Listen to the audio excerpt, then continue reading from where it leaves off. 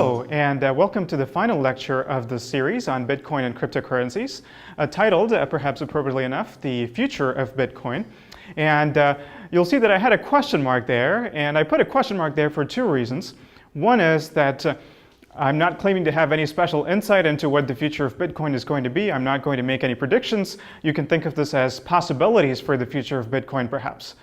But another more important reason that I wanted to have a question mark there is that a lot of these ideas for where Bitcoin is going to go and where cryptocurrency technologies are going to go and where blockchain technologies are going to go has come from entrepreneurs and developers and hobbyists, etc. And that's great. One of the consequences it's had is that this conversation has tended to be a little bit breathless at times of how blockchain technologies are going to revolutionize the world.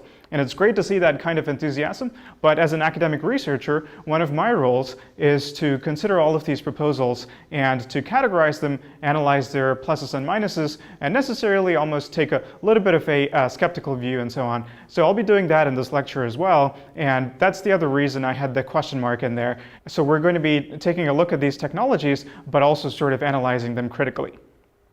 Okay. So when we say the future of Bitcoin, that could be interpreted in a few different ways. One is thinking about how the Bitcoin system itself is going to change. Are there going to be major forks? And we've seen hard forks and soft forks before. We've seen what that would look like potentially. One could think about whether that's going to happen and what new features would go in if that were to happen. One could talk about efficiency and scalability improvements and so on. So modifications to the Bitcoin system itself. That's not quite the sort of thing that I'm interested in this lecture. In particular, what I mean when I say the future of Bitcoin is a set of ways in which blockchain technology can be used. It's been proposed to decentralize a variety of things: stocks, bonds, even property, whatever that means, we'll see. So in other words, people have looked at Bitcoin and went, we managed to decentralize currency. That actually worked. Let's decentralize everything. So it's this notion of decentralizing everything that we're going to drill pretty deep into. We're going to look at the technology, and we're also going to try to understand if that's a good idea for society, is it a good idea economically, etc. Okay, so what do I mean by this? More specifically, let's look at blockchain as a vehicle for decentralization. And I'm going to have a motivating example that I'm going to use to begin talking about this, but also come back to again and again in this lecture. It's going to be our running example. And this is something that's called smart property. Smart property is something that's been proposed, been around as an idea even before Bitcoin, but now it's taken on a much more concrete form. So let's look at what smart property is and how that would work and how that would be integrated with the Bitcoin blockchain. So here's the idea. Let's look at it through the example of a car and car ownership and selling a car and so on. So the first key idea is that the car is controlled by a cryptographic key.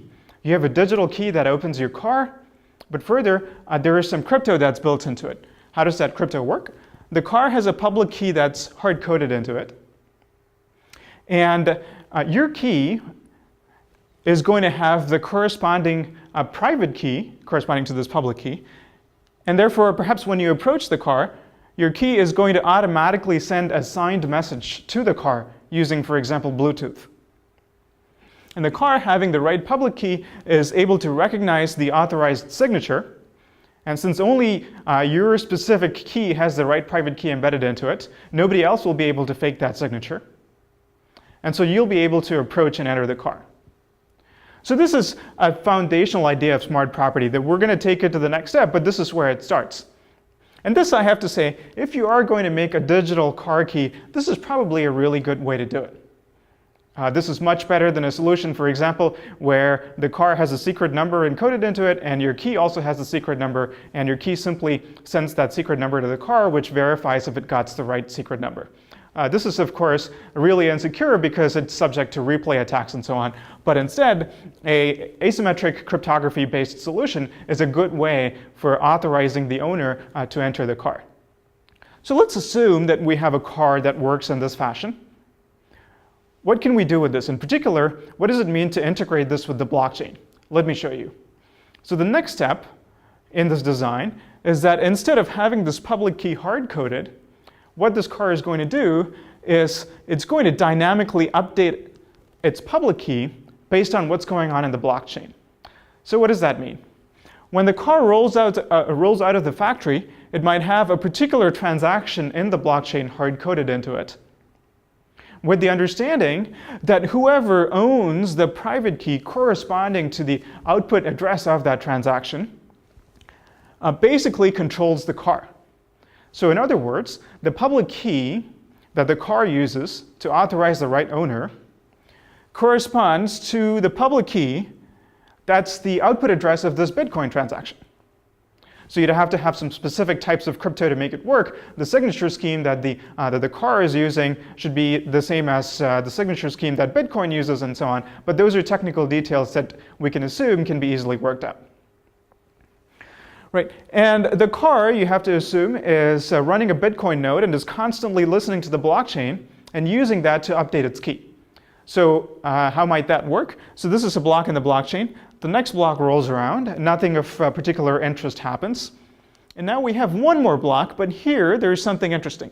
We have a transaction in the new block, which consists of transferring this particular transaction to a new address. And that new address, let's say, happens to be the public key of Bob. And so what will happen now is that the car will automatically update its public key upon noticing this transaction to be this new public key. And whoever has the private key corresponding to this public key will now be able to send the appropriate authorized signed message to the car in order to activate it. And that's going to be Bob now.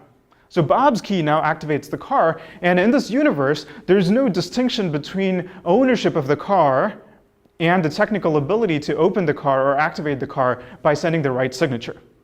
So if we make that assumption, this Bitcoin transaction actually constitutes a change in ownership of the car. So that sounds pretty crazy, but now we're actually going to take it to the next level of technical sophistication. What we're going to do is, it's not enough to just have a way to transfer ownership of the car.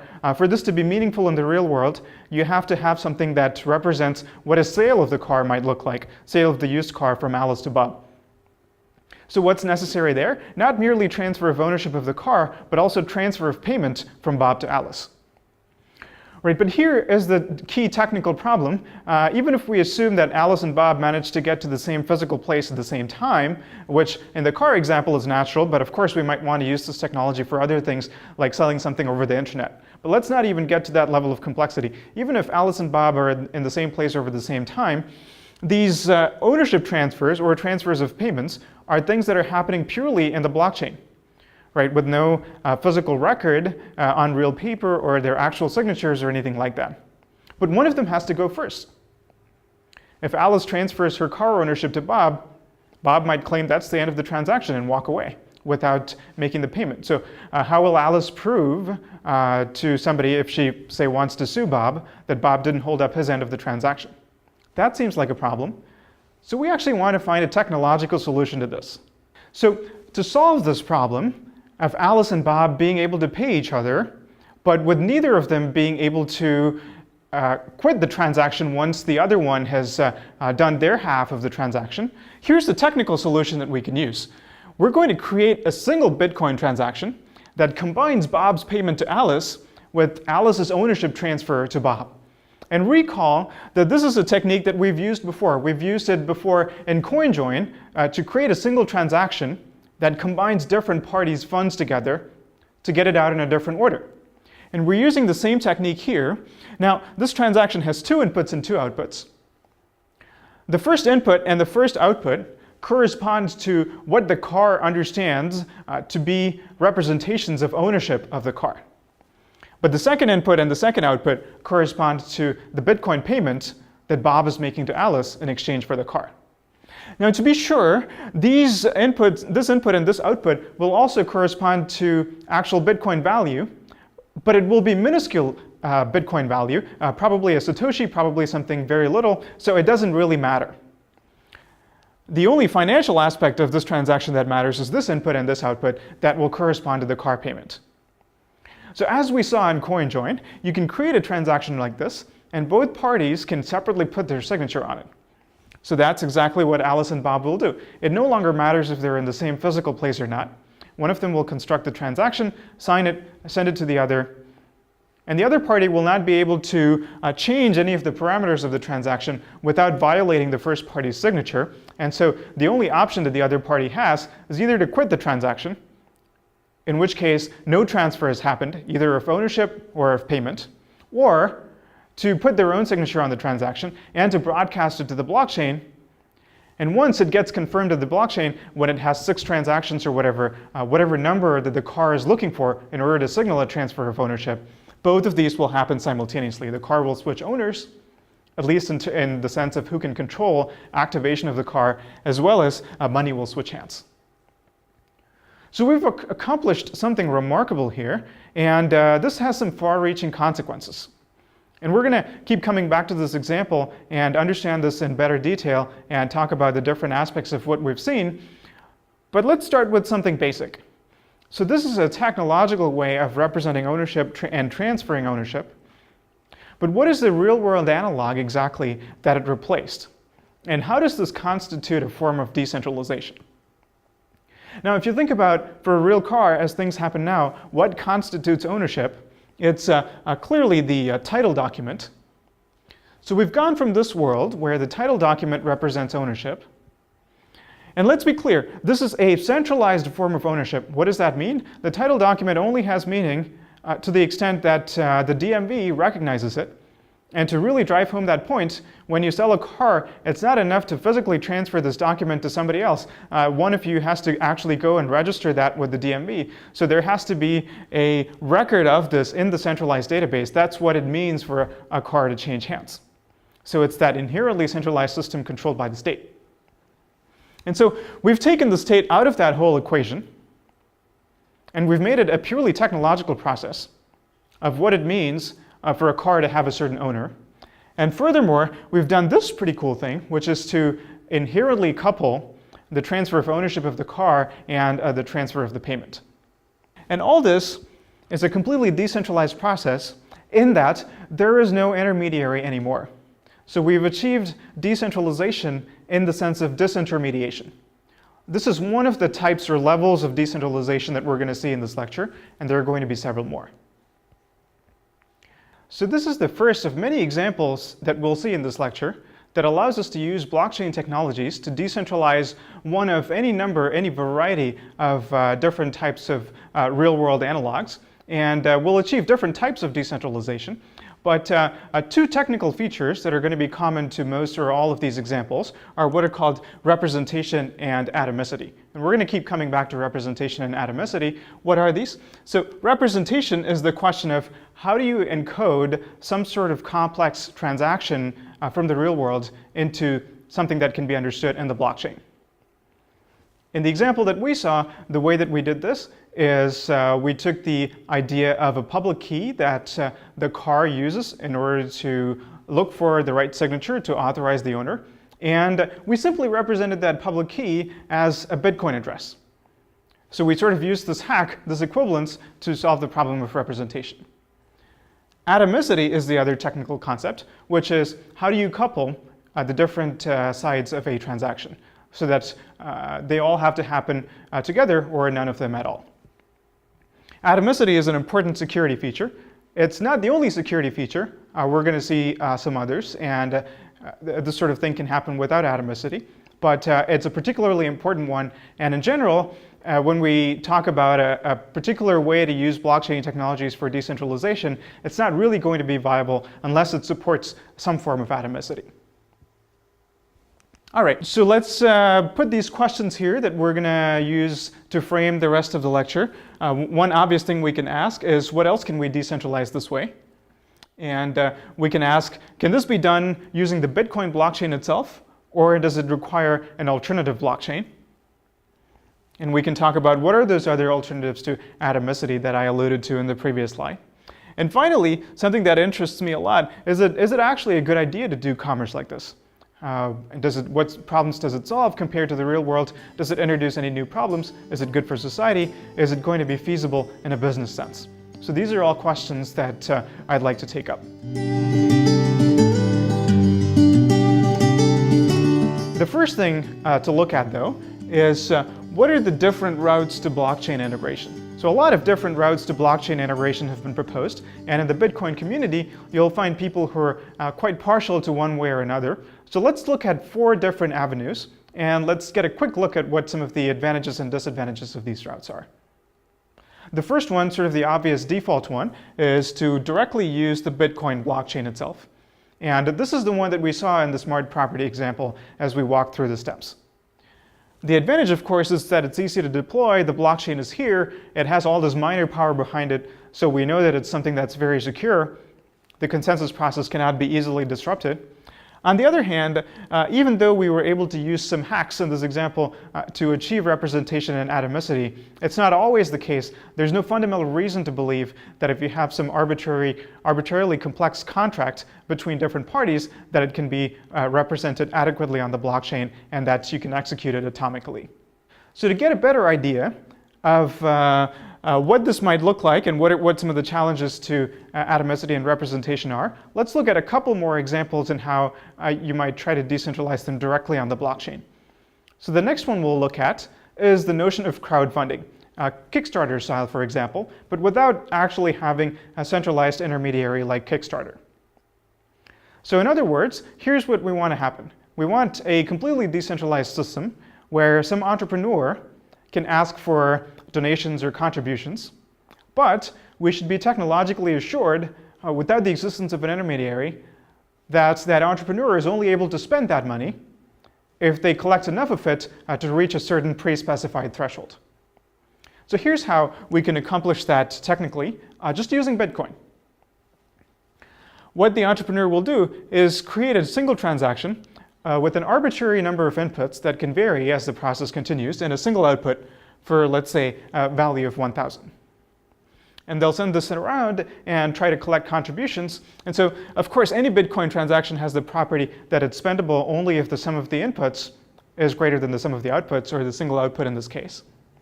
And what will happen is that this transaction will gradually accrue signatures from people contributing different amounts of money. And each of the parties will only sign her own input and the overall output. And this uses some features of Bitcoin, some little used features of Bitcoin, in order to achieve a transaction where you can produce only this limited form of signature. So the entrepreneur will go collecting these signatures, but the Bitcoin transaction will only be spendable if the sum of the inputs eventually reaches greater than or equal to the output value that's been pre-specified. So this is something that you can actually achieve today on Bitcoin, but already we see that it starts to get into some little-known corners of Bitcoin. It's not the everyday type of Bitcoin transaction. But now let's look at another example, which starts to get even more confusing. And here's what I'm talking about. This is something called paying for a proof, and let me explain it in this way. Let's say that there's a hash function h, and Alice claims to know some input x, such that hashing x results in some constant c that's known to everybody. In other words, she knows the hash preimage of some value. Okay. And now Bob would like to pay Alice in exchange for knowing this value of x. Maybe this number x is the solution to some very valuable proof of work computation. But it doesn't need to be a hash function. It doesn't need to be an input to a hash function that Bob is paying Alice for. It could be the solution to any pure function, really. There is some arbitrary function f. Alice claims to know some input x, such that f of x equals some known value, and Bob would like to pay her for knowledge of this value. But of course, once again, security is a problem. This transaction happens over the internet. We want to make sure that if Bob does pay Alice, then Alice is necessarily forced to transfer knowledge of x to Bob. And one way in which we can achieve that is we can atomically couple Bob's payment with Alice's publication of x onto the blockchain. So here she's not secretly sending x specifically to Bob, but instead she's publishing it onto the blockchain, but maybe that's acceptable to Bob. So this is also something that can be accomplished, but it starts to get quite unwieldy with regular Bitcoin. All right, so now let's move to the second possible route, which I'm going to call embedding, and is also quite popular. And what embedding is all about is it still uses the actual Bitcoin blockchain, But instead, it comes up with some sort of arbitrary, maybe quite complex representation scheme for encoding different real-world semantics into the Bitcoin blockchain. So one example of this is colored coins, which you saw in lecture 9. Colored coins are sort of similar to the representation of car ownership and transfer that we saw in the smart property example, but it's a little bit more elaborate in that in the car ownership example, the car doesn't need to scan the entire history of the blockchain. It just comes hard-coded with a particular transaction out of the factory, and then it merely watches each block to see if that transaction gets transferred. Colored coins are a little bit more than that.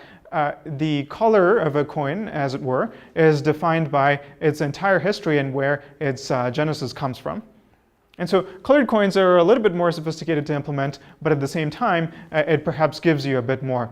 In particular, one interesting thing that it gives you is that everybody can agree upon what sort of transaction corresponds to transfer of a car ownership, and there can be something else for ownership of some other type of objects, and you can define as many of these colors as you want.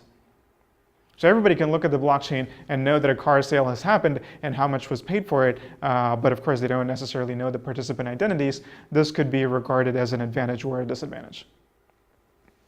And then there is also Mastercoin, which is also an example of embedding.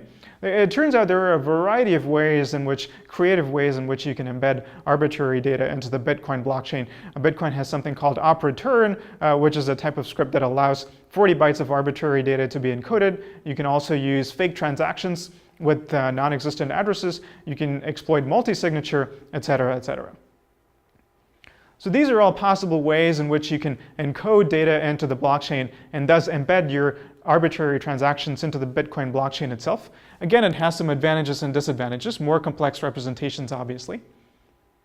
But normally one might think that for getting more complex representations, you'd have to use an altcoin, an entirely separate chain altogether that allows those representations. But instead, what embedding allows you to do is combine the idea of getting complex representations with utilizing the security of the Bitcoin blockchain with all the mining hash power behind it. On the other hand, the scripting and atomicity are limited by that of Bitcoin itself. But the scripting could get even more limited than just using Bitcoin, because these new features that you have defined, these new representations, might not interact well with Bitcoin's existing atomicity and scripting properties. Another thing to think about is that it results in unwanted transactions in the Bitcoin blockchain. Now, unwanted is a contentious word. This is a controversial property. Some people say that this is just fine, but some people say that you're using the Bitcoin blockchain for unintended purposes, for purposes other than currency, and so they try to discourage this kind of use. I'm not necessarily taking a moral stance on this, but just pointing out that these are the things that one wants to think about if you're using embedding as a vehicle for decentralization. Now let's move to the third route, which is something called sidechains, which you saw in lecture 10. I'll just summarize what you learned about in a single sentence. These are a sidechain is a merge-mined alternative chain. So it still utilizes some or all of the mining power behind Bitcoin. And the value of the currency represented by the sidechain is pegged in a one-to-one fashion, because a proof of burn in either chain allows you to redeem coins in the other chain. And the typical use that it's been proposed for is a Bitcoin testbed. People want to try out different interesting modifications to Bitcoin, and they want to do that without messing with the Bitcoin system itself, but still have interoperability of currency between these two systems. But perhaps we can use sidechains with enhanced scripting properties, let's say, in order to achieve some of these complex contracts and other things that one wants to decentralize. The advantage, of course, compared to embedding, which it's somewhat similar to, is that you're not polluting the blockchain. But the downside is that in order to even support the notion of a sidechain, Bitcoin modifications are necessary. So who knows if this is going to happen, but if it does happen, it could provide another interesting alternate route. So now let's get to the final route for decentralization, which is having a totally separate alternate chain. And the best example of this is Ethereum, which is really intended from the ground up as a platform, as a general framework for this kind of ledger-based consensus, which you can use for all kinds of things, even creating your own currencies. And what Ethereum does, the key feature is that instead of Bitcoin's limited stack-based scripting language, it provides Turing-complete scripts. So this seems weird at first because it can lead to all kinds of problems. A mining node is trying to execute a script and it could get stuck in an infinite loop, for example. So Ethereum has a neat solution for this problem, which is that miner computation will be paid for using an internal currency called gas by entities within Ethereum. In particular, Ethereum has this notion of a long-lived contract, which is sort of a program with a minimal amount of state that lives within the Ethereum blockchain. It gets activated when a transaction is sent to it, it executes for a little bit on the miner nodes, and then it shuts down. So contracts are these long-lived things that have their own accounts and their balances and so on. And so they use that to pay for computation from miners. Now, if you can achieve something like Ethereum, then it's pretty much a dream situation. For complex representations in atomicity, you can take arbitrarily complex contracts and make sure you can represent them and execute them in an atomic manner. But the concerns, the challenges are more practical. Is something like this even possible? And since it's an alternative chain, will it ever have the sort of mining power necessary to make it really secure, at least in relation to using Bitcoin? And given that you're allowing Turing-complete scripts, what sort of unexpected security problems does that open you up to? So those are the things to think about when one is talking about a totally altcoin-based solution like Ethereum. I should point out that Ethereum mostly exists in an idea stage at this point, so it remains to be seen to what extent it will be realized as a practical system. But nevertheless, at least as a thought experiment, Ethereum is fascinating in thinking about what sorts of powerful contracts can be decentralized using blockchain technologies. Coming back to smart property, though, let's think about which of these approaches might be best. Well, from a conceptual point of view, any of these is powerful enough to accomplish what we wanted. But when you start to get to more powerful contracts, then there are going to be a lot of differences between the four approaches and the level of power and flexibility that they offer. But another practical consideration also to keep in mind is that various things like SPV, simplified payment verification proofs, are going to be more or less feasible in some approaches compared to the others. All right, now let's go back to the car sale example and ask what happens if there is a dispute about the sale of a car. Perhaps the seller sold a lemon car to the buyer and now they're not happy with it and they want to reverse the transaction. Recall from one of the early lectures that we learned about escrow transactions, particularly a 2 out of 3 escrow, where in addition to the buyer and the seller, there is a judge or a mediator who's involved. And how might an escrow payment look like? So the buyer is going to transfer Bitcoins not directly to the seller, but instead to a 2 out of 3 address, which is controlled jointly by the buyer, the seller, and some mediator or a judge. And the 2 out of 3 account has a property that if any two of them agree, then they can get the payment out of this intermediate holding address and get it back to either the seller if the transaction goes through smoothly, or back to the buyer if there is a dispute and the transaction needs to be reversed, but in no case to the mediator's account. They can't steal the money. So that seems like a pretty good technical solution that we can use to build some sort of dispute resolution mechanism on top of it. But you might notice that this seems to lose atomicity. This is a 2 out of 3 escrow only for the payment, but as we saw earlier, what we ideally wanted was to couple the payment with the transfer of car ownership itself. That also can be accomplished, but it really starts to get a little bit unwieldy at that point. Nevertheless, let's look at this sort of escrow and dispute mediation and compare that to the traditional real-world solution and see what that gives us. So how would dispute mediation happen in the physical world with an actual dispute about a car sale? It would probably go through the court system. The court system is, again, a centralized state-controlled mediation process. But what this gives you is the freedom to choose the mediator. This is entirely a private contract between these two parties, and they can choose that mediator to be whoever they want. Right? And this could be a good thing in some situations. In particular, you can argue that this notion of an intermediary for dispute resolution, which is the court system, has now been changed from a single entity that everybody must use mandatorily to a market, a private market, where different entities, different intermediaries can compete based on the perceived fairness, for example, of their dispute mediation process, as well as efficiency, low costs, et cetera, et cetera. There are, of course, a lot of challenges. This sort of situation immediately gives rise to huge conflicts of incentive between the mediator and one of the participants. They could be bribed, for example. So those are things to think about. But one key disadvantage I'll point to is that in the escrow process, forget about even how the dispute mediation happens. In the escrow process that you must use in Bitcoin to even enable dispute mediation to take hold, you have to tie up the funds for the period during which either of the parties is allowed to dispute the transaction. And that's a little bit of a problem. It's not a problem that you have in the traditional system. And the reason for that is that in the court system, if there is a dispute and one of the parties refuses to pay up, you have law enforcement. You can go after them. You have their identity. And that's something that's lacking in this system as well as in any of the alternative routes that we've looked at in order to achieve decentralization. And we'll return to this point again. But the broader point I wanted to make here is that while earlier we saw an example of decentralization through disintermediation, completely getting rid of an intermediary, this is also a different form of decentralization, but it's not disintermediation. Instead, we've replaced a single mandatory intermediary with the freedom to choose your own intermediary. And we've seen this before. We've seen this in a different context.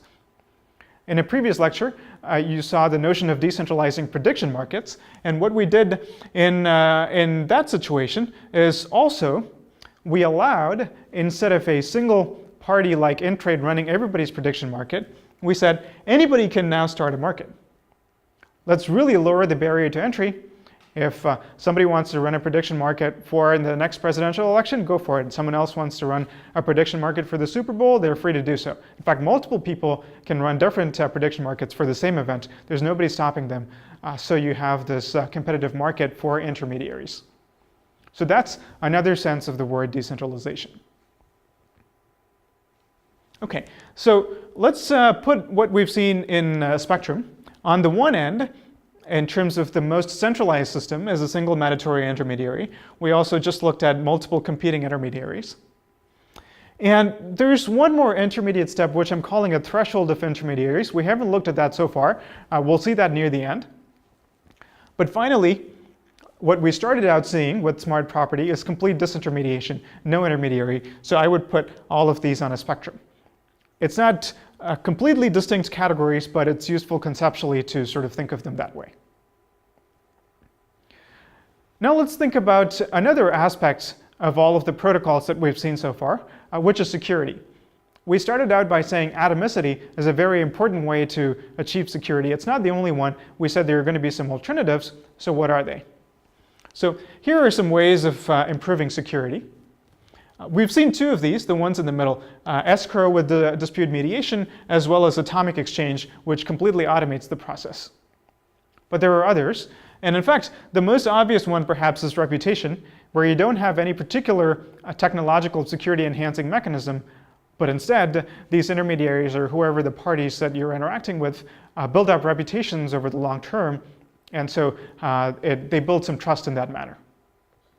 Reputation is okay if in the absence of other security alternatives like atomic exchange, but it has some problems. First of all, the entity has to build up this reputation over the long run.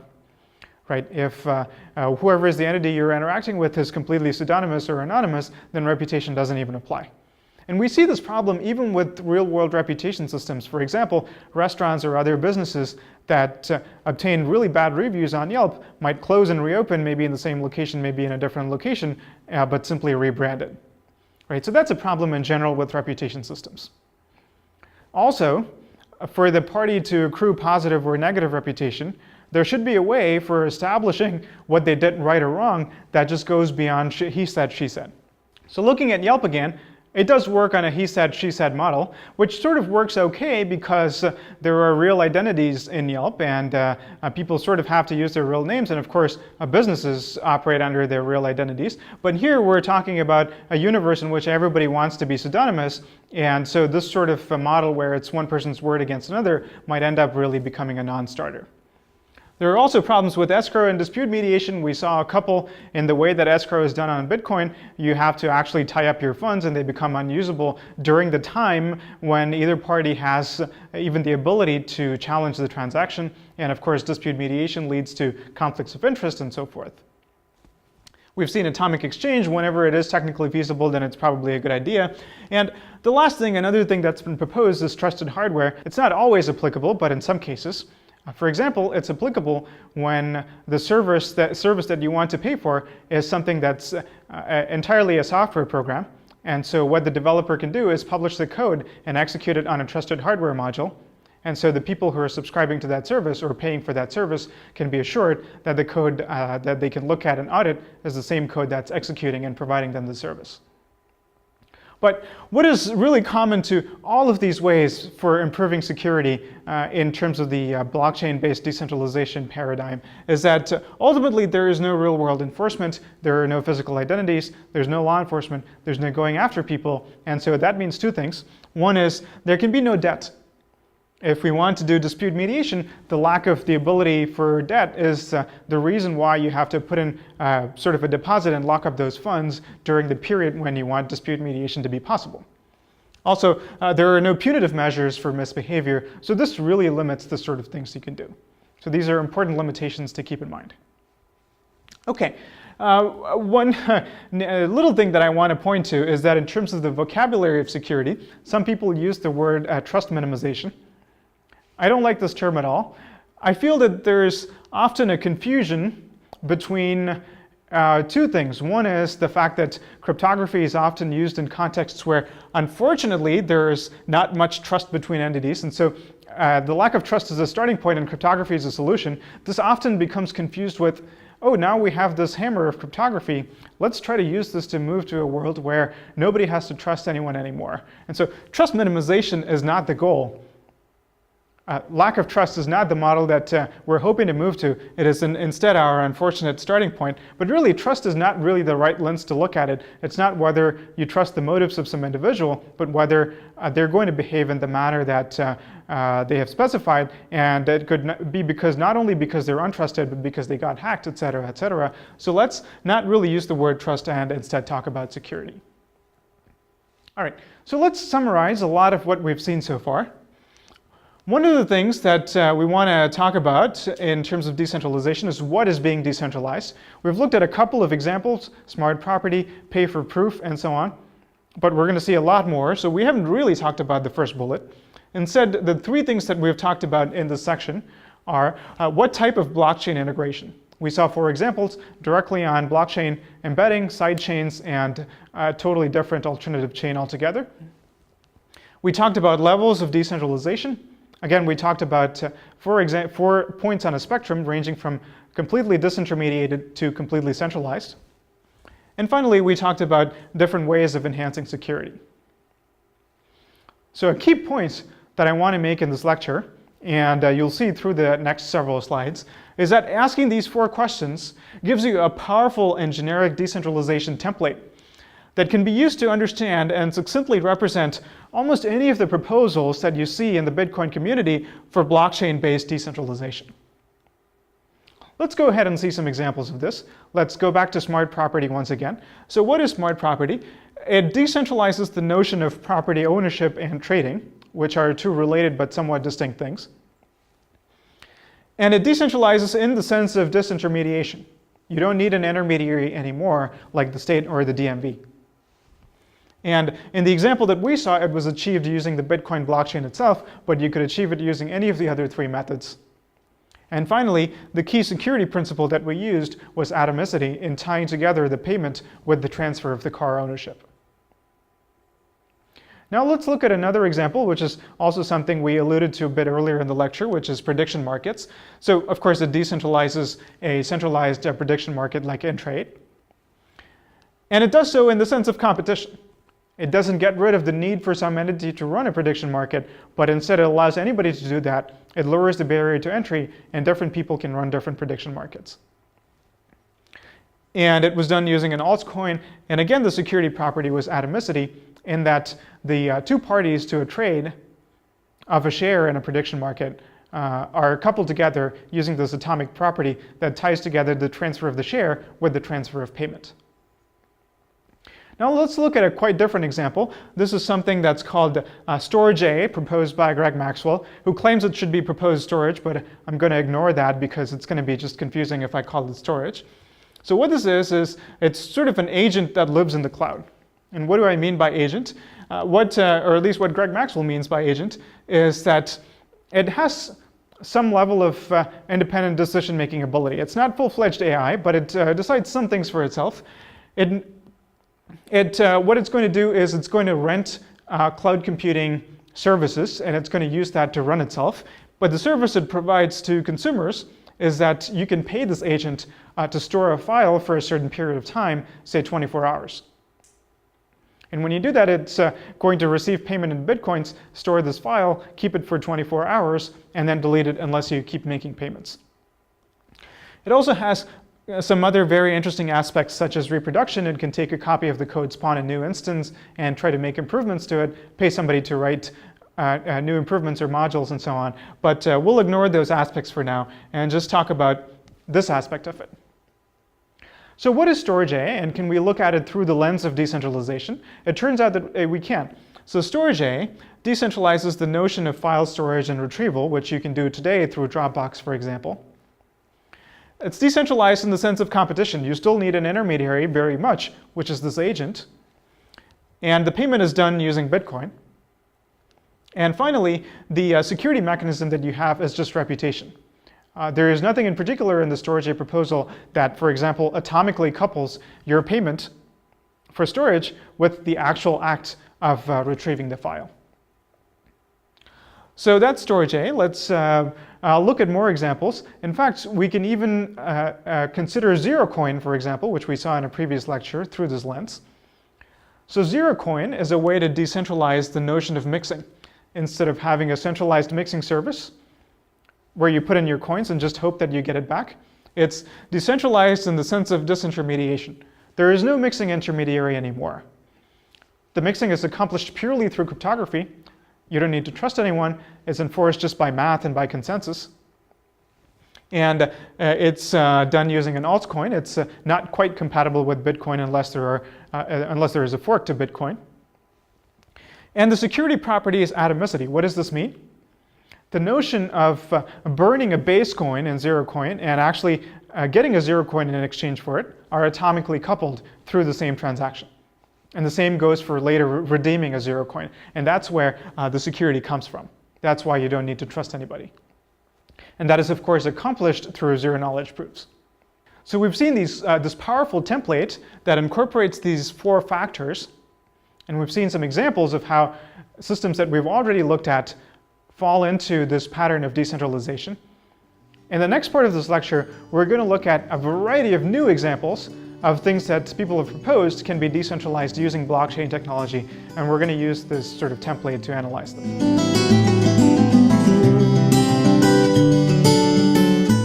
So we've talked a lot about how to decentralize. Now I'm going to give you a taxonomy of the different things that we can decentralize. At least we know technical solutions for how to do these things.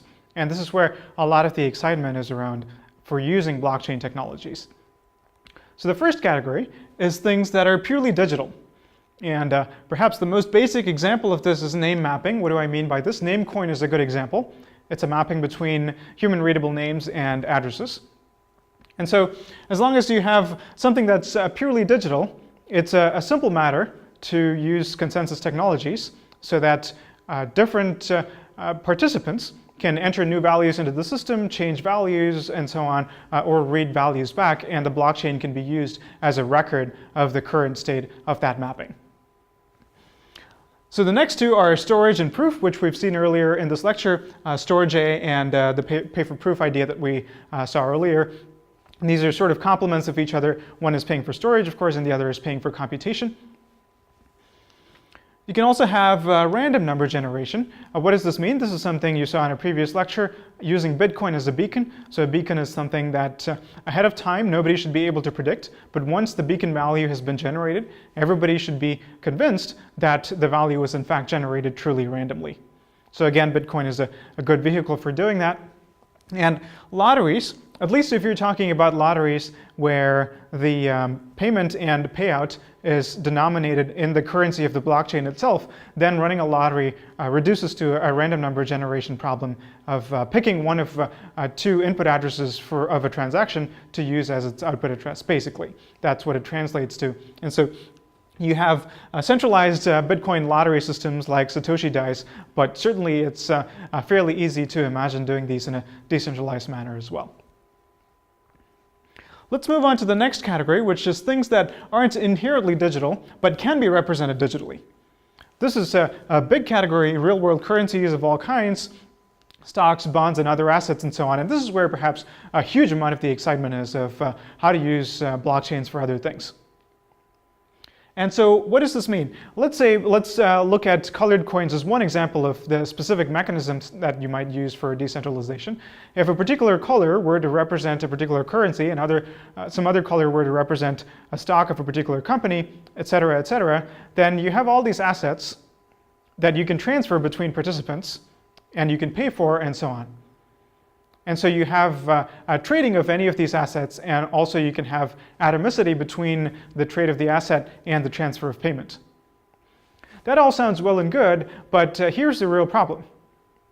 What is the mechanism to ensure that what you're calling $1 in terms of colored coins is actually worth $1? That could happen if some bank or some consortium of banks agrees that they will back using their deposits to their physical bank accounts, the corresponding colored coin. If there is some entity that promises that one-to-one pegging, then you're good. Similarly, if there is a company that agrees to actually release stock in a digital form, or agrees that they will treat that digital stock as equivalent to their physical or real-world stock, then you're good. But otherwise, all that you've done is invented some new thing that you're simply calling dollars, for example, but whose price is floating freely with respect to actual dollars. So in other words, you've just invented a new currency, and inventing a new currency is not an accomplishment at this point. And in fact, we have a surfeit of these things using blockchain technologies. And so that's the real challenge here. It's not so much representation, but this economic problem of actually ensuring an equivalence to the real world analog of this. And most of the proposed solutions for this don't solve that harder problem, except maybe one, which we'll look at near the end. Let's look at the third category, which is smart property ownership and trade, which is what we started by looking at. We can decentralize that using smart property and atomic exchange. And these two are, ownership and trade are related. They're not quite the same thing, but you can't completely separate them either. And hopefully the discussion at the beginning of the lecture has given you a good understanding of how to decentralize this. Now, the fourth category is going to be more complex contracts. Trade can be thought of as a very simple contract. You give me this object in exchange for a certain amount of money, but you can have more complex contracts like crowdfunding, which is also something we've seen, but also financial derivatives, which is another big area of excitement. So what are financial derivatives? Derivatives have an underlying asset, and the value of the derivative depends in some way on the price movements of the underlying asset. The key thing about a derivative, you can think of it as sort of a conditional statement that depends upon the price of the underlying asset, some time in the future, and so forth. And using this kind of language, you can express quite complex statements. An example would be you can have a contract between two parties that says, for this asset, if the value goes beyond $5 past a certain date, then for every dollar that it rises above $5, you owe me $2. So that would be a way to hedge your belief that the value of this asset is not going to rise beyond $5. So again, you can do financial derivatives using some of these systems, especially some of the more expressive altcoin-based systems are a great vehicle for this. Now, one nuance to note is that these conditional statements depend upon the price of the underlying asset. And so whatever script or other mechanism that you have in your blockchain system that depends upon this price should have a secure way of knowing what this price is. And this is called a data feed that you saw a bit earlier. We're going to see again later in this lecture. But one possible way of getting around this need for a data feed is if the underlying asset itself is traded on the same blockchain using the asset decentralization idea that we saw a couple of slides earlier. And so if that is happening, then some sort of price discovery might be possible. But again, you have to worry about whether this price that you're discovering through the blockchain itself is reliable or whether it could be hacked by somebody creating artificial transactions and taking both sides of it, for example. So this is all not quite fully understood, but there's a lot of excitement around it, a lot of proposals, and it's certainly possible that sometime into the future this is going to get much better worked out. And we might have some sort of working system for trading in these things. So the next one is something that's even more in the sort of vague idea or proposal stage, but also there's a lot of excitement, which is decentralized markets. So let's talk about markets and auctions for a second. Let's forget about decentralization. Let's look at some real-world examples of things that act as markets and see exactly what features they provide in order to gain a better understanding of what it means to decentralize them. In fact, let's look at 4 examples. A used bike store is basically where you go and sell your bike, and so you have a separate transaction with them selling your bike for money, and then they have a separate transaction with somebody else reselling that bike, and you don't directly interact with the person who eventually rides away with your bike. So that's one model. Another model is eBay, which only matches participants and routes payments. PayPal is a payment processor. They don't match participants, but another function they perform is that they do a limited level of dispute mediation. And finally, you have the Craigslist model, where they're not actually involved in the exchange at all in any way, except for matching participants together. So we've identified several different functions that these markets give participants, and let's see what we know so far about how to decentralize each of these functions and what to do about the rest of them. So the most obvious one is payments, and of course we have cryptocurrencies for doing those. We have transfer of actual goods, which we can use smart property for. And further, we can leverage atomicity to couple the transfer of ownership of goods with the transfer of the payment. And we know how to do a limited form of dispute mediation using this escrow process. But what we've not seen so far at all is how to match participants who want to take different sides of a trade. And that's what I want to tell you about now. So now I'm going to show you a not fully fleshed out idea, but hopefully enough to give you an intuition, an idea for how to do this kind of decentralized matching. Let's go back to the car example. Let's say Alice wants to sell a car. What she's going to do is she'll create a transaction, a partial transaction, not a fully complete one yet, that contains the necessary information for a transfer of ownership, as well as the sale price that she wants, the minimum price that she'll accept, and broadcast it onto the network. It's not a complete transaction yet. It won't get onto the blockchain, but it will get broadcast nevertheless. Now, the counterparty, someone who wants to buy the car, is going to find the transaction, determine that it meets their criteria for a car that they want to buy. Perhaps this transaction has encoded information that has a web page, or just within the encoding itself, all the things you need to know about the car that you want to buy. So as I said, it's not a fully fleshed out idea. So this counterparty completes the transaction, they assign it, and then they broadcast it once again onto the network. At this point, the transaction is complete. It has all the information that it needs to get onto the blockchain, and so the transaction is automatically complete. Of course, this is a bit of a crude idea. It's hopefully enough for you to get the picture. One wouldn't necessarily want to do it this way. For one, it's very inefficient. Every partial transaction that represents somebody wanting to sell something needs to be broadcast to everybody in the network. But other than that, there's not a whole lot of control in the matching process. But it's something. It's a basic way to decentralize this idea of a buyer finding a seller. There is a variant you can use, which is that instead of partial transactions being simply broadcast onto the peer-to-peer network, you can have partial transactions under your chosen representation, but nevertheless are complete transactions in terms of the underlying encoding onto Bitcoin. And so you can have these offers for the car, for example, be an actual complete Bitcoin transaction that gets onto the blockchain. And so only when it gets into the blockchain will it get noticed by potential sellers, and then they will continue to process that and take it to the next stage. A variant of this is the auction, where you create your transaction in such a way that the buyer cannot simply complete the transaction, broadcast it onto the network, and finalize it. Instead, what they'll have to do is they'll have to assign it and then return it back to the seller or the auction creator, who will then further need to sign the transaction in order to be fully valid to then complete that transaction. And this allows the seller to acquire different bids from different potential buyers and pick the one that she likes best. Another interesting variant of this is the double auction. A double auction happens when you're buying and selling stocks, for example, where it's the offers are coming from both sides, the offers and bids. And so what you need is some party in the center that's matching these offers and bids together. So one way in which you can achieve that is you can actually have the miners to match these orders that are being broadcast onto the P2P network. And you can allow the miners to keep the bid-ask spread, which is the difference between the bid and the ask. And one good property of doing it this way is that it avoids miner front-running. What does that mean?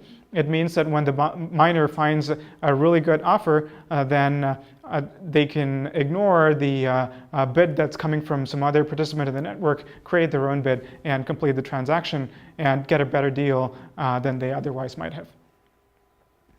All right, so now let's move on to data feeds. We looked at this a little bit earlier. Let's look at it in a bit more detail. You've also seen it in a previous lecture. Data feeds are a way for what we'll call arbiters to assert real-world facts into the Bitcoin blockchain. And there are some very natural applications of this. If you have a feed of price movements that allows you to implement derivatives, if you have feeds representing outcomes of events that allows you to implement prediction markets, and so on. So data feeds are not necessarily interesting for their own sake, but for the things that they can help you implement. So allowing these arbiters to assert these facts is already a step better than having a single designated entity that's going to create all of these data feeds. So this is a form of decentralization in the sense of competition between arbiters. And this is what we saw in the example of decentralizing prediction markets. There are also other means that one can use in order to improve security here. You can use trusted hardware. For example, you can write a script that parses finance data, for example, from finance.google.com and uses that to create a data feed of stock movements. And what you can do is you can put that on trusted hardware so that anybody can verify that the script is actually doing what it's claiming to do. This still leaves other things that you have to take on trust. For example, that Google is not lying to you, or somebody is not tapping the connection between the script and Google. You have to rely on HTTPS for security, et cetera, et cetera. So those are not perfect solutions. There are no perfect solutions here. Ultimately, data feed require somebody to actually do the act of importing from the real world into the blockchain. But here's something interesting we can do. With data feeds, we can have a threshold of different arbiters. And that's particularly useful because inherently there are big incentives to lie for these arbiters when the data feeds that they're putting onto the blockchain affect the outcome of contracts, for instance. So what do I mean by a threshold of arbiters? Let's look at a concrete example. Here is one way to implement a data feed. A centralized version, or a somewhat centralized version where you still have individual arbiters, there's competition between arbiters and so on. How that might work is, let's say there is an event E with outcomes X, Y, and Z, corresponding to maybe the presidential election or something like that. Then this event E corresponds to this transaction in the blockchain. Everybody agrees upon this representation. And when an outcome happens, this transaction will be transferred to one of three different addresses corresponding to X, Y, and Z. And of course, it'll be signed, this transaction will be signed by the arbiter A. And by looking at which public key or which address the transaction was then transferred to, you can figure out which outcome happened. So this is one way of implementing a data feed. How can we decentralize this data feed in terms of a threshold of arbiters? Let's say that we want these arbiters to be able to declare an outcome only if 2 of 3 such designated arbiters agree that X is actually the outcome that happened and not Y or Z. So how can we implement that? Recall that Bitcoin has a multi-signature feature. So what we would do is we would make sure that this transaction output is a 2 out of 3 multi-signature address that is controlled by these 3 different arbiters, A, B, and C. Each of them has one of their corresponding private keys. And so if only if 2 of them agree, let's say A and C, then they will be able to create this transfer transaction. So that's a way of decentralizing this notion of a data feed. And so now we can go back to the picture that we had earlier of the spectrum of levels of decentralization. So now we've seen an example of what it means to have a threshold of intermediaries, which is a distinct concept from having multiple competing intermediaries. Let's now move on to another thing you can use blockchain technologies to decentralize. This is something there's been a huge amount of hype about, called autonomous agents. What are autonomous agents? Different people have proposed this, and so in different conceptions there have been different set of features that have been proposed, but here is a good set to focus on. One is that these agents will be able to enter into contracts with other participants. They will have data feeds from the real world as a way of having real world input into these contracts. And these agents might perhaps have shareholders or some other manner in which humans can vote in order to change the rules by which the agent operates. So that's a key distinguishing factor from many of the ideas that we've seen before. And some variants of this notion of an agent also has some idea of reproduction, mutating the code and improving with time, etc. This is, again, a quite hypothetical concept. There are a number of challenges to realizing this in practice. One challenge is going to be, is this agent something that needs to keep private state? Or is it something that will purely execute on a transient basis on the minor nodes? And if it does need to keep private state, where is that going to come from? And how can we decentralize that? Is it even meaningful to talk about decentralizing it? Another challenge is this funny problem of sort of a hostile takeover. If there is this notion of voting to change the rules, then is it possible that whatever constitutes shares of ownership of these agents, somebody could buy it up, acquire 51% of the shares, and then vote to change the rules so that all of the agents of the asset, for example, will be transferred to this party who is doing the hostile takeover? And is this a problem? Should there be defenses against this? So there are a number of open questions here. I will make one point, though. People call these decentralized autonomous agents, the decentralized vision or the version of this. They also call it decentralized autonomous corporation. This is not a technology that I like very much. I feel that this vision of decentralized agents misses all of the important or salient features of a corporation, which is all the legal backing that goes into it. And so gives it a certain kind of rights and responsibilities in the real world, whereas we're in this parallel universe where everything has to be defined and enforced by technology. So I don't feel it makes a lot of sense to call it a corporation. Agent is the term that I prefer. All right, here's the final category that I want to tell you about. And this is quite interesting because at first sight it might look like there's really no way of achieving decentralization here. So what are we talking about? Exchanges. What do I mean by exchanges? It's all well and good to represent some sort of colored coin, for example, as representing US dollars and then to trade that. But ultimately, if you want actual exchange between whatever you're calling US dollars and real world US dollars, you need something more. And that can be illustrated using this problem. Alice would like dollars in exchange for Bitcoins, and Carol would like the opposite. It seems like they should be able to trade with each other. But there's no real way of doing it over the internet in a situation where they don't trust each other, because one of them has to send the other Bitcoins and then hope that this person is going to mail them cash or use PayPal or whatever other way of transferring real money. What do we do about this? Well, maybe they have a mutual friend, Bob. Then this simplifies things a lot. What they can do is Alice can have a separate transaction with Bob. And since Alice and Bob are friends, Alice can send Bob Bitcoins and trust Bob to send dollars over some other mechanism, or even meet in person later and send dollars. And then Bob can do a similar transaction with Carol. So this intermediary has neatly solved the problem. But this still seems to have a lot of limitations because they need to have this mutual friend with each other. What if they're on opposite sides of the world? So here's how we can solve that. First of all, we can make this a bit more efficient. Instead of calling this a transaction where Alice sends Bob bitcoins and Bob sends US dollars back to Alice, what we can say is that Bob simply sends Alice some kind of digital token representing the fact that he now owes her some amount of money, let's say $100. And we know really well how to do this. This is exactly the same as some sort of digital asset. We know how to represent this in a variety of blockchain-based technologies.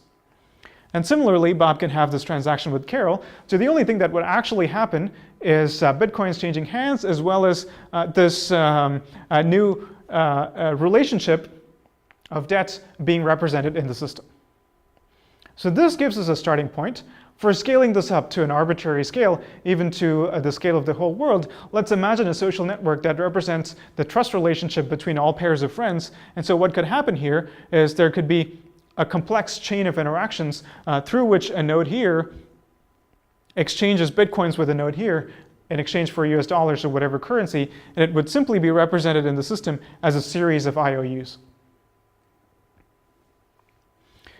And what would make all this work is that in the system, pairs of friends must pre-declare how much debt they're willing to extend to each friend they have. So Alice might be willing to trust Bob to owe her $100 and be confident that he will repay her that amount. She might have a different relationship with Dave and other users and so on. Another neat feature of this whole system is that if there are a variety of these debts that are expressed in terms of the edges of this graph, let's say you have a triangle of users successively owing each other, then you might be able to simply cancel out that debt within the system. And so if you have a reasonable number of trust relationships, and if you have a good amount of liquidity in the system, you might be able to go a long time and keep doing a lot of these transactions and not accrue too much debt overall in the system, because a lot of these debts are going to cancel out in the long run. So that could make the system quite efficient in the long run. So this is a simplified version of what Ripple does. Ripple is what you might call an altcoin, but it's a bit more than that. It has its own consensus mechanism. It's not exactly based on proof of work, but this notion of trust relationships and IOUs is something that's central to Ripple. And what it allows you to do is disintermediate the notion of a currency exchange. So in other words, we've decentralized a currency exchange in the sense of disintermediation using an altcoin. And the key property that we've used, earlier we saw atomicity and so forth, we use none of that here.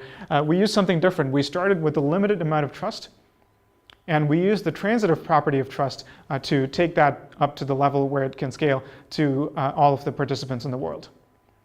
And in Ripple, as it currently exists, at least as I understand it, most of these participants are not individuals, but instead banks and other institutions. But you can certainly imagine the exact same kind of network working for individuals as well.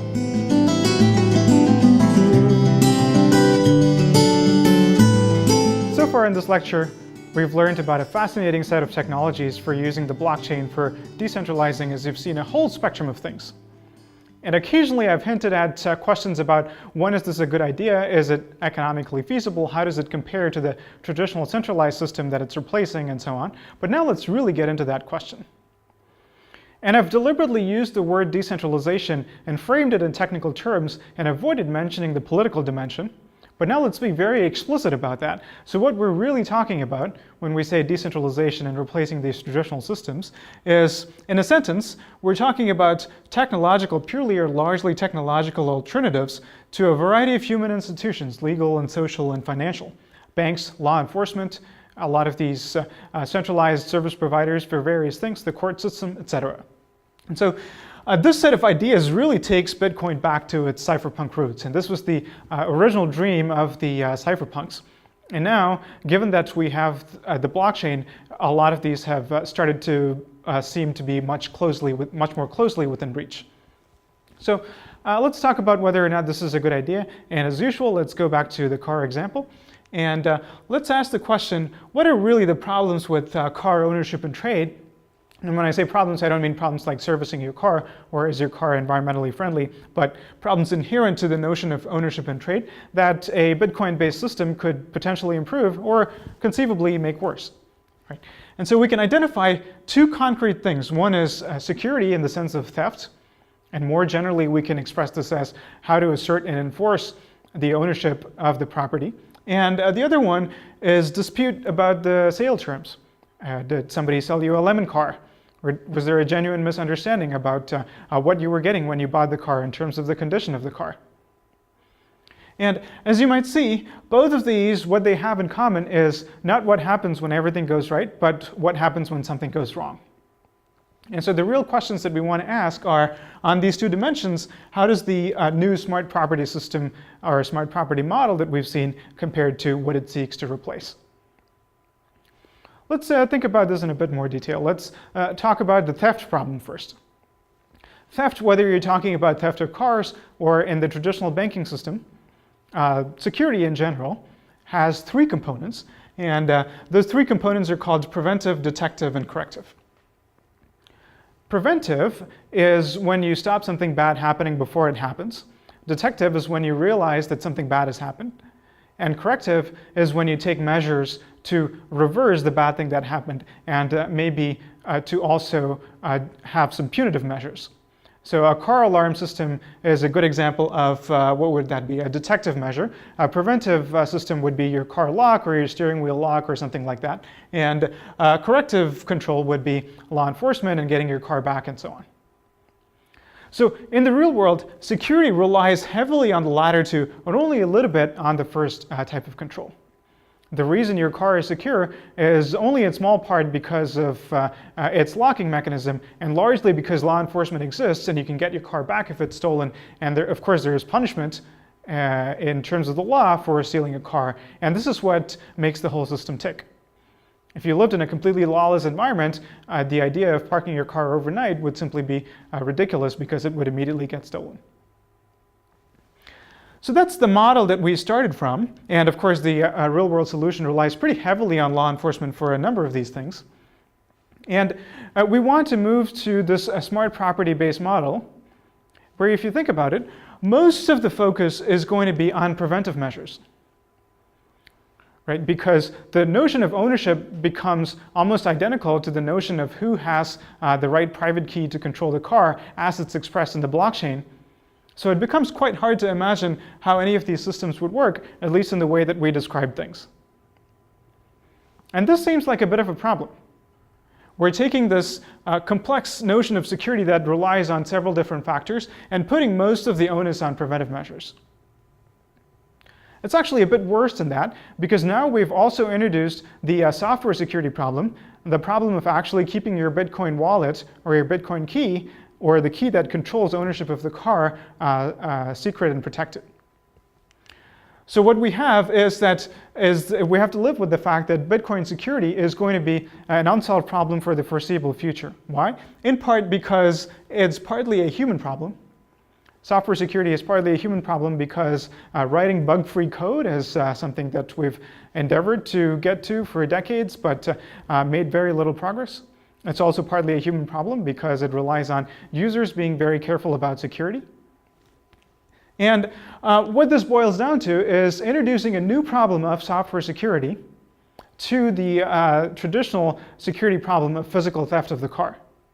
And so if you rely on this excessively, of course, it can cause serious problems. You might end up in a situation where a loss of your key that protects ownership of your car now results in your car turning into a brick. Of course, there are solutions to that. Of course, you can have fallback mechanisms. But inevitably, these fallback mechanisms seem to take us toward intermediaries, toward decentralized systems, and thereby chipping away at the putative benefits of this decentralized model that we move to. So let's go to the other aspect, which is what happens when there is a dispute about the sale of terms. So as we saw earlier, in the real world, this is resolved through the court system. And this is not only complex, but also fundamentally a human problem, not just partly a human problem, but it's fundamentally a human problem. And the court system has evolved over a long time, and it's really good at this. And I want to tell you a personal story, and I found this out for myself in a very practical way one day, many years ago, when I went to pay a parking ticket. And after I paid the ticket, I noticed a sign that said, "Court is in progress, keep your voice down." And I was curious about that. I asked the clerk what was going on and if I could go and sit in on the court session. See, she seemed a bit amused by the request, but she said, sure, it's open to the public, go on in. So I went in, and funnily enough, the court was in session, and it was a case about a lemon card that had been sold. And only the two parties who were litigating the case were in the room, and of course the judge. And I was sitting in the back, nobody paid me any attention. I sat there over the course of the next hour or so, and it was just a fascinating learning experience. The judge went through the details of every single email that the two parties had sent to each other, probed them for the meaning of what they had had in mind when they said something and how the other person interpreted it and so on, and come to a very nuanced understanding and a ruling of whether or not that sale was legitimate. And I realized at that moment that even legal contract terms, as verbose as they might seem, don't even come close to capturing the complexity of what goes on in a real physical transaction between human beings. And ultimately, you need a very highly evolved dispute mediation process with real experts, like a judge, who are trained to look for these things and study these things to be able to render decisions that everybody is going to accept and be satisfied with. And so in this model, we're proposing that we're going to do dispute mediation in very different ways. And certainly, this new model has certain advantages. You can choose your own mediator and so on. But you have to ask, what are we giving up here? And how big a problem is that going to be? Let me give you one more example of what I mean when I say that security and dispute mediation are human problems. We looked at crowdfunding earlier. And the security property that we wanted was that if a variety of people send money to the entrepreneur should not be able to cash in on that unless the sum total that has been contributed exceeds the pre-specified output amount. Well, that's all well and good, but if the entrepreneur does meet that amount, then they can still take the money and run. Ultimately, if you don't trust them to deliver on their promise, then the system doesn't work, and you cannot technologically enforce that they will actually provide the public good or whatever it is that they promise to give you. And so that seems like a problem, and so the technology only seems to be solving a small part of the problem here, and not even the interesting part of the problem. So let's recap a little bit what we've seen so far. In the smart property way of doing things, it looks like the interesting problems are social problems, things that are triggered when something goes wrong. And technology doesn't seem to solve that aspect of the problem. It's really good at taking what happens when everything is going according to plan and maybe making that more efficient. In fact, it seems to have made some of these hard problems even harder to solve by moving to an automated model where it's quite hard to even layer on dispute mediation and other human processes that we might want to have in the picture. And even worse, it seems to have introduced new problems, for example, software security, in addition to the physical security of your car. Now, let me be very clear. I deliberately picked this car security and car sale example as sort of an extreme way of illustrating why we really need these human institutions. I'm not saying that anyone in the Bitcoin community is suggesting that we should sell our cars this way, although the technical idea has certainly been discussed a lot.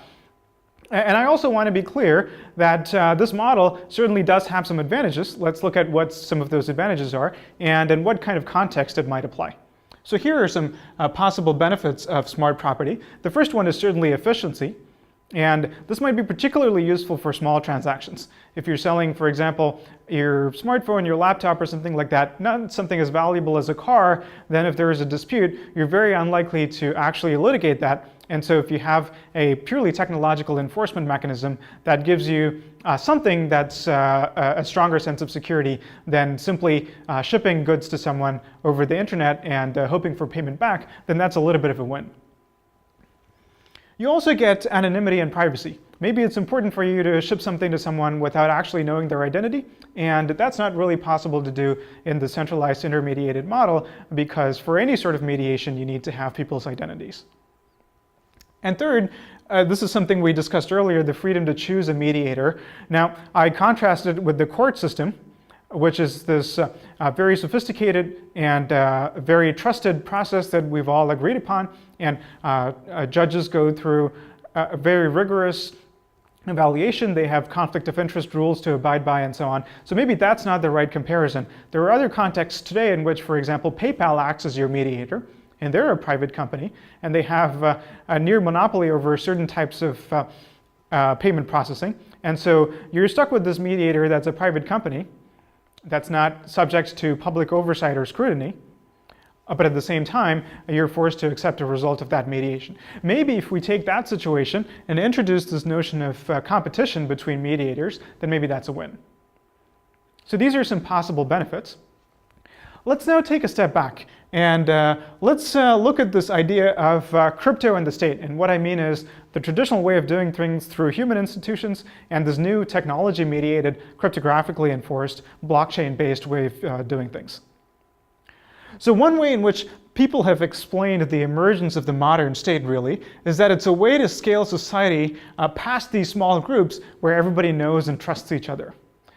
The curious thing about that is that it's very similar to the benefits that are touted for the cryptographic way of doing things, in that you can have these transactions over the internet where you don't necessarily trust the other person.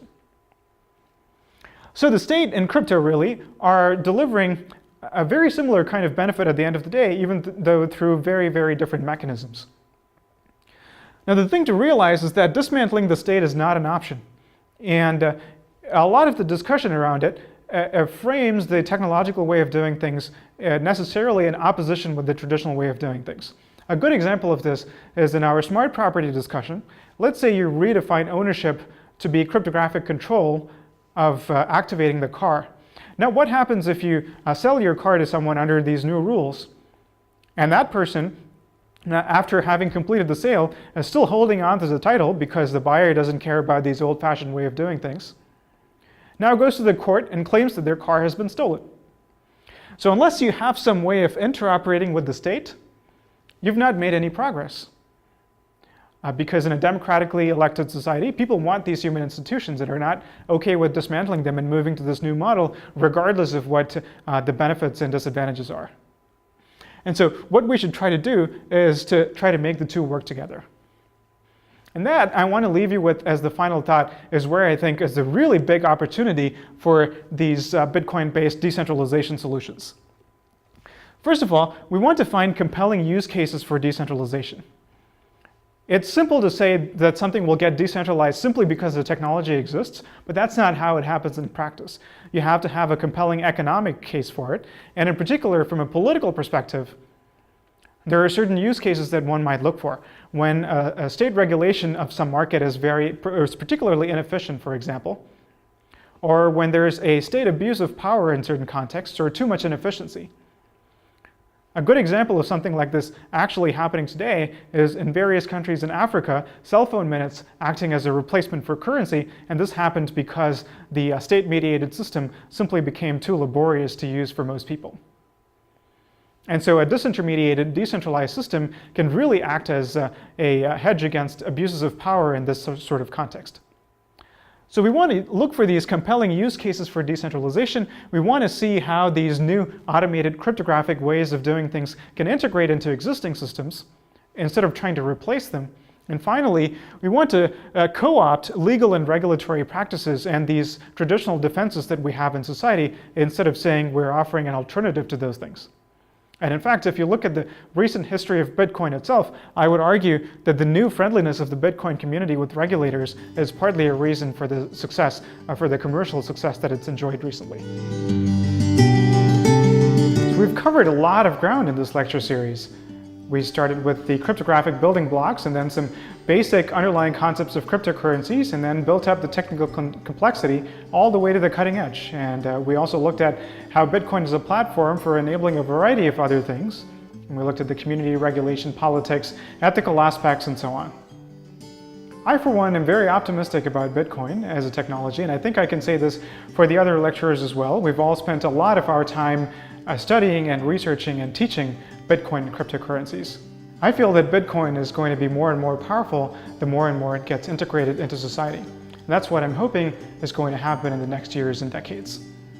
In the online accompanying notes to this lecture series, we have a variety of information for you of where to find assignments, how to get more involved in the community, in development, in research, and so on. And I hope you make use of these. Thank you.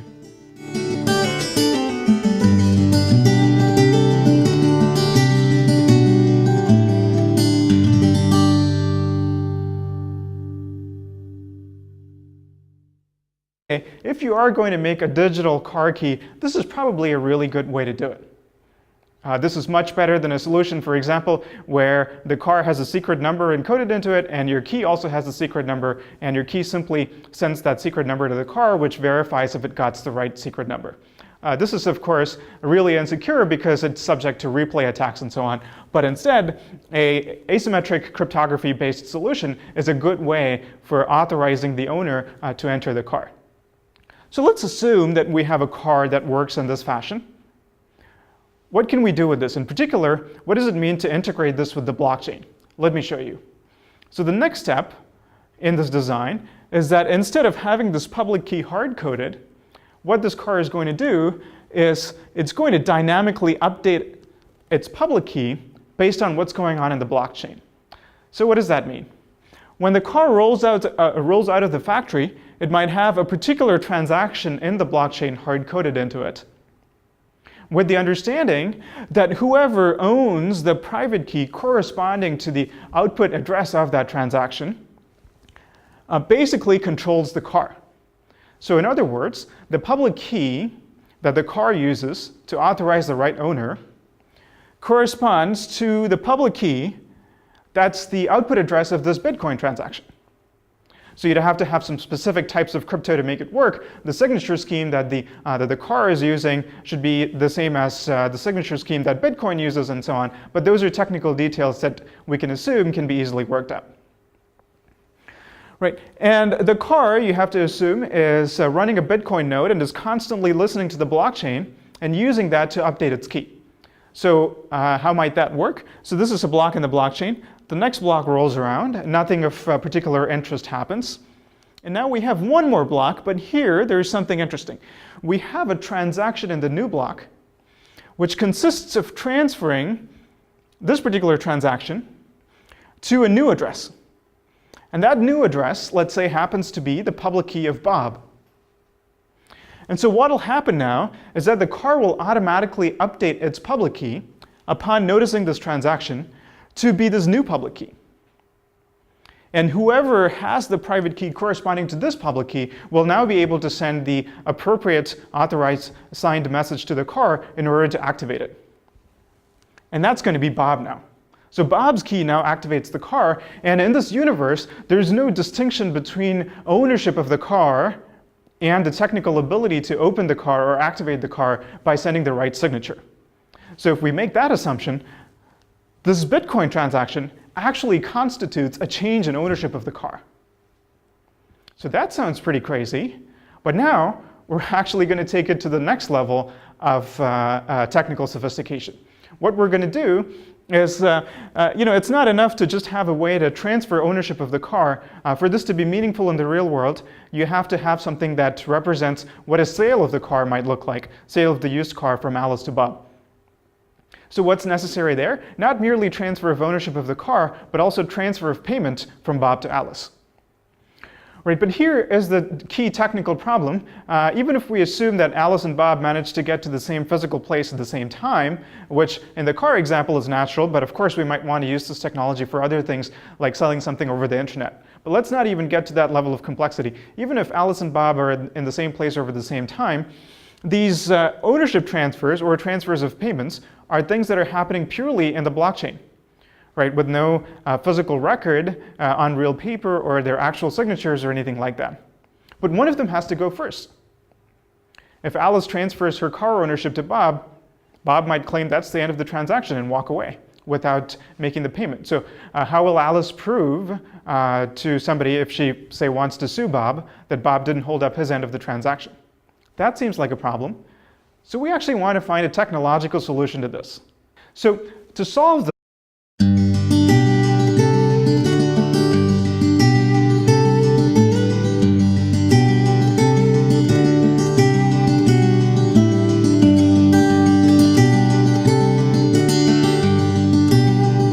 hello, and welcome to the final lecture of the series on Bitcoin and cryptocurrencies, titled, perhaps appropriately enough, The Future of Bitcoin.